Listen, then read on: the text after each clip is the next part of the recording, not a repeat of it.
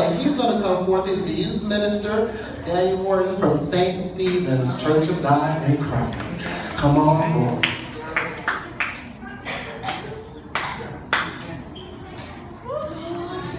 How's everybody doing? Okay, thank you. You know, I tend to be a little crazy, so. My name is Daniel Horton. My current occupation is a counselor at San Diego Job Corps. And so being here today is very, very important to me because I feel it's just an extension of what I already do.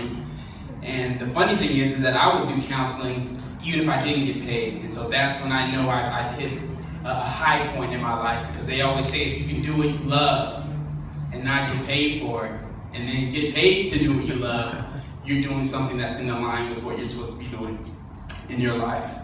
I want to thank Millennial Tech for hosting this event. I want to thank Cynthia Gilliam for inviting me to speak today. Awesome right there. And you better be on it if she calls you. So, but I wanted to share with you also what peace means for me. I did too, just like the young brother that just spoke. I looked up the word peace, and one of the things in there was tranquility. Some other things in there was nonviolence. Some other words that came up were serenity. And so what peace means to me, I took it a step deeper. And what I mean by that is I began to step back and think, we are living inside of the womb or the body of our mother called Earth.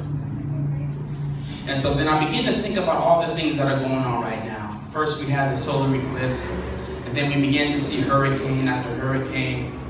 I think even LA caught on fire, right? And then a couple weeks ago we saw a couple of earthquakes. But even outside of that, the bullying going on in our schools.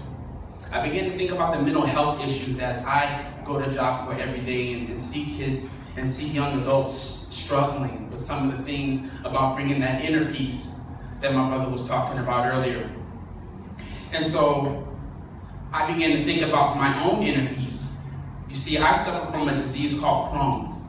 And what Crohn's disease is, it literally, well, one of the things that Crohn's disease does is my immune system fights itself. My immune system fights itself. So your immune system is built to fight against illnesses, germs, diseases, right? And so all the while my body is in pain from this disease, my immune system, which should be fighting the disease, is fighting itself. And so then I began to think about what's going on in the world, all of the fighting that we're doing. And so Mother Earth, she's sick right now. She's sick of her children fighting against each other. She's sick of the war. She's sick of being taken advantage of. But the good thing is that peace does exist. You see, if my body could only stop fighting against itself, it can then begin to attack the real instability, the real lack of peace, the real violence, the real war, the real fight that is going on in my body. And so it is very important for each and every single one of you.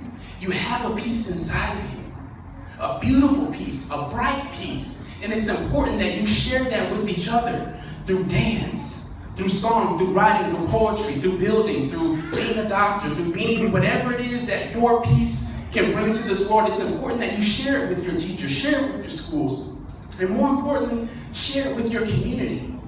Because as each one of you shares that peace with each other, we then come together sharing and building an international world peace that will be able to stop the bullying, stop the warfare, stop the things that are harming us, harming our Mother Earth, and therefore bringing about a lasting stability. But this can only happen if we all get on one accord and begin to support and love one another. So as you go out today, I want you to think about that inner peace that you have, that you can bring to the world and create a lasting world peace. Thank you.